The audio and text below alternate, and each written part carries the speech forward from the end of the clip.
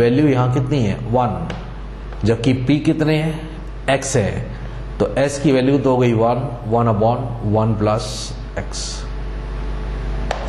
ये fs हो गया। अब यदि आपसे कोई बोले कि परसेंटेज s करेक्टर कितना होगा, तो इसी fs में हम लोग 100 का मल्टीप्लाई कर देंगे, fs इंटू 100।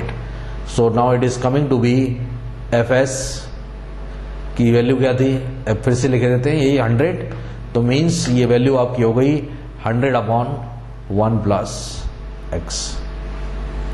100/1 प्लस x हम लोगों ने इसकी वैल्यू ले ली।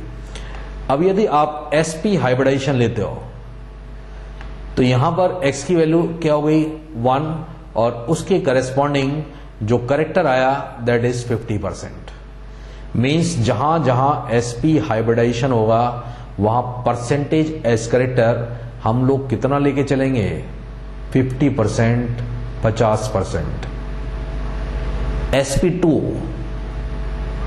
यहां पर आपकी x की वैल्यू कितनी हो गई 2, ये 2 वैल्यू होते ही नाउ इट बिकम्स 33.33%।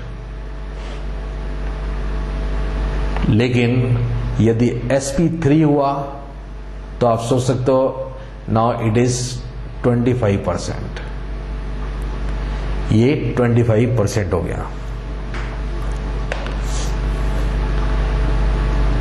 सबसे ज्यादा s करेक्टर sp में, देन sp2, देन sp3।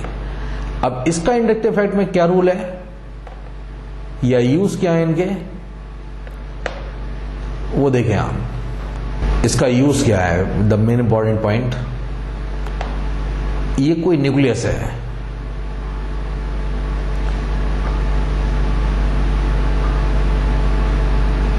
इस न्यूक्लियस के क्लोज हम लोग 3 ऑर्बिट ले रहे हैं, या ऑर्बिटल बोल दो आप इसको। एक sp है, दूसरा sp2 है, और थर्ड इज sp3।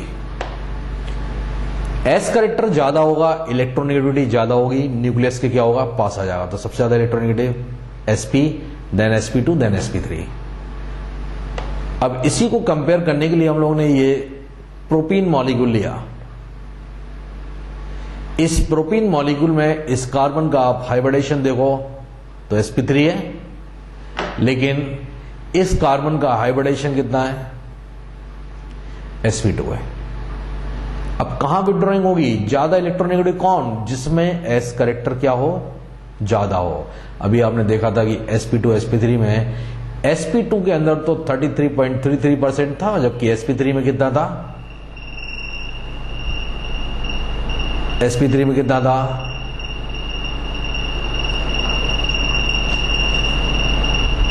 25%। विड्रॉइंग इस तरफ होगी, इस तरफ विड्रॉइंग होगी, ये ज्यादा इलेक्ट्रोनेगेटिव था, या इफेक्ट इज -i, ये वाला इफेक्ट +i। सिमिलरली आप ये मॉलिक्यूल लें C ट्रिपल बॉन्ड CH, ये आपका sp3 sp, विड्रॉइंग इस तरफ होगी, ये क्या शो किया -i, this one is +i। एक -i और दूसरा +i।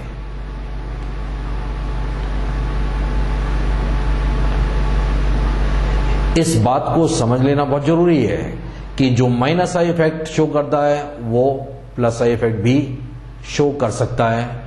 जैसे आपने देखा कि डबल बॉन्ड वाला -i और ट्रिपल बॉन्ड वाला भी -i।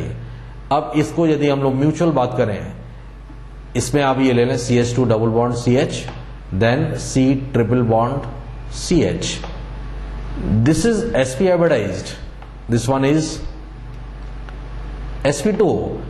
अब विड्रॉइंग ये करेगा, इसकी विड्रॉइंग होते ही ये कौन सा इफेक्ट हुआ -i, ये कौन सा इफेक्ट हुआ दिस इज +i।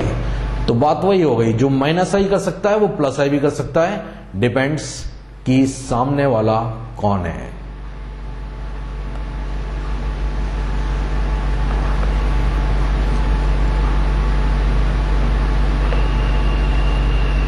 ये तो बात आई इसकी हाइब्रिडाइजेशन बेस्ड माइनस आई और प्लस आई।